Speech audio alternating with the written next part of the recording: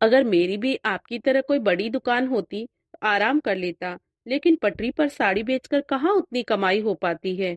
एक दिन भी छुट्टी कर ली तो घर खर्च चलाना मुश्किल हो जाता है। तभी मोहन के पास कुछ औरतें आती हैं।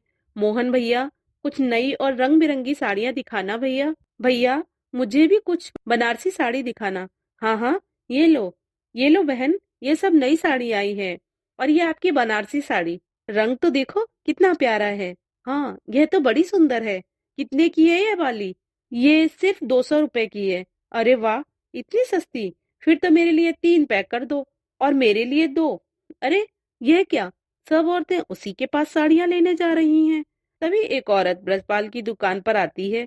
यह देखो भाई साहब, पिछले हफ्ते आपसे यह साड़ी लेकर गई थी। देखो तो, एक हफ्ते में इसका रंग उतर गया। अब कितनी पुरानी लग रही है। यह पकड़ो अपनी साड़ी, और मुझे मेरे पैसे वापस लौटाओ। अब क्या पैसा लौटाओ? अब क्या 300 की साड़ी सारी उम्र चलेगी क्या? अरे, तुमसे अच्छी साड़ी तो ये पटरी पर बैठे मोहन भाई की होती है।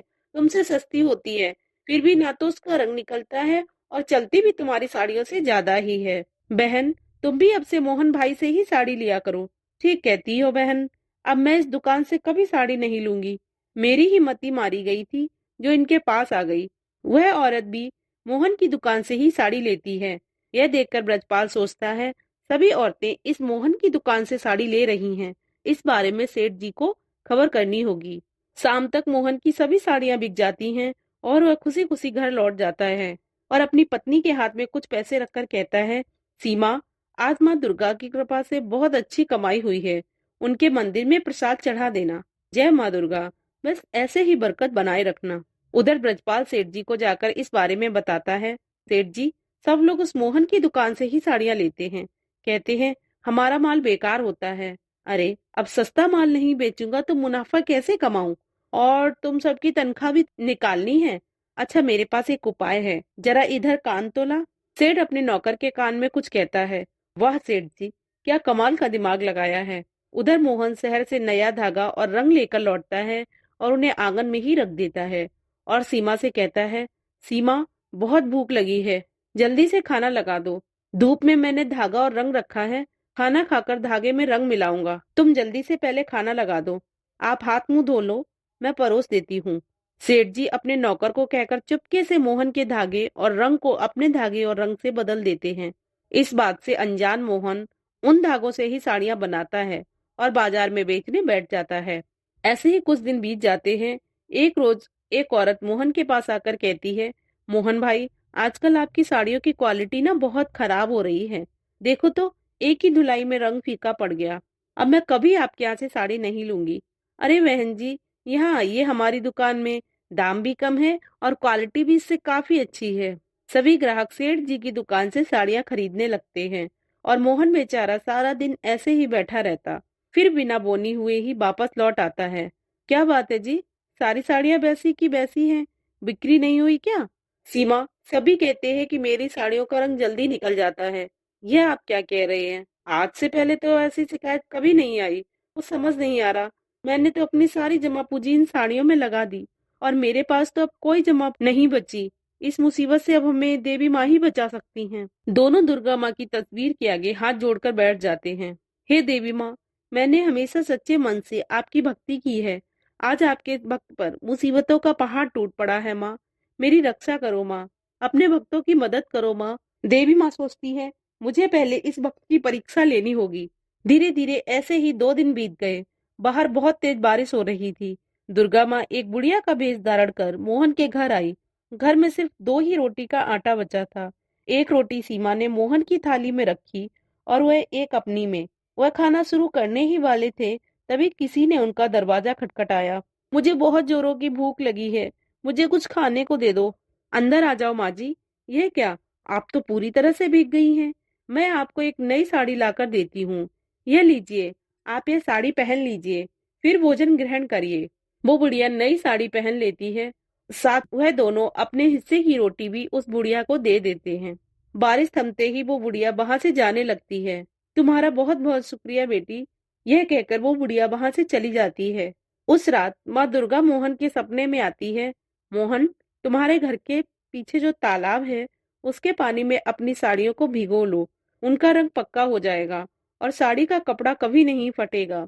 साथ ही जो उस साड़ी को पहनेगा, उसकी सारी बीमारियां भी खत्म हो जाएंगी।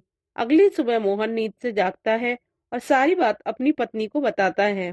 अगर ऐसी बात है तो पहले मैं उस साड़ी को पहनकर देखूंगी। मेरी कमर में जो दर्द रहता है, अगर वह ठीक हो गया तो समझो वह बात सच है। मैं अभी उस पानी में अपनी साड़ियों को डुबो देता हूँ। तालाब के पानी में साड़ी डुबोने के बाद सीमा उसे सुखाकर जैसे ही पहनती है तो कई सालों से उसकी कमर में रह रहा दर्द खत्म हो जाता है।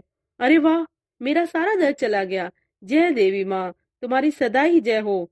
यह सुनकर मोहन खुश हो जाता है और जल्दी से अपनी सभी साड़ियों को तालाब के पानी में डुबोता है और उन्हें सुखाकर बाजार में बेचने बैठ जाता है।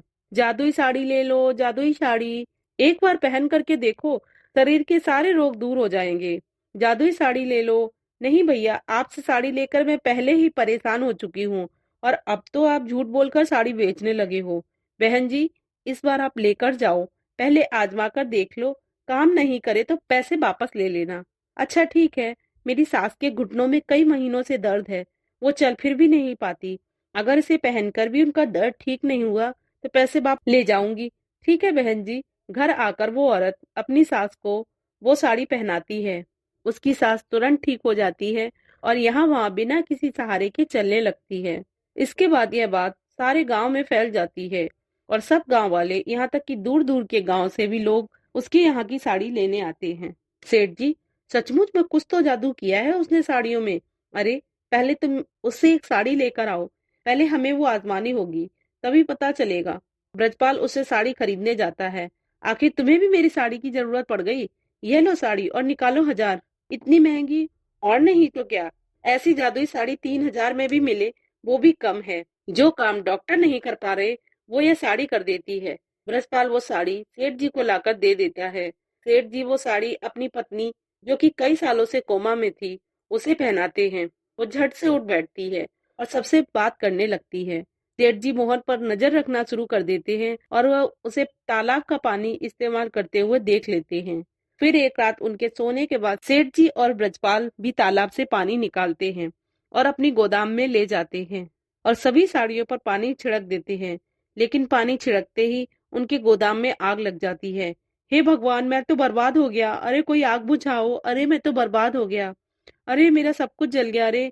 इस तरह सेठ जी को उसके बुरे कर्मों का फल मिल जाता है और इधर मोहन दिन दुगनी रात चौगनी करता है और खूब पैसा कमाता है। तो दोस्तों, कैसी लगी आपको यह कहानी? अगर आपको यह कहानी पसंद आई हो तो कमेंट बॉक्स में कमेंट करके जरूर बताएं। साथ ही मेरी वीडियो को ज्यादा से ज्यादा शेयर करें, चैनल को सब्सक्राइब करें। धन्यवाद।